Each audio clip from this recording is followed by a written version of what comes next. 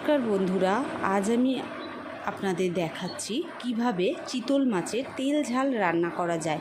প্রথমে চিতল মাছটাকে ভালো করে ধুয়ে হলুদ নুন মাখিয়ে ভালো করে ভেজে নেওয়ার পর কড়ায় তেল দিয়ে তেলের মধ্যে পেঁয়াজ কাঁচা লঙ্কা দিয়ে ভালো করে পেঁয়াজটাকে ভেজে নিন। ভেজে নেওয়ার পরে ধনে গুঁড়ো, জিরে গুঁড়ো, পরিমাণ মতো নুন, কাশ্মীরি মির্চি, হলুদ গুঁড়ো দিয়ে মশলাটা দিয়ে হালকা জল দিয়ে কষতে থাকুন। মিনিট 5 কষার পর পেঁয়াজের রসটাকে জলের ওর মধ্যে দিয়ে দিন। দিয়ে দেওয়ার ফের 5 মিনিট কষে নেওয়ার পর তারপরে পরিমাণ মতন হালকা উষ্ণ গরম জল করে দিন।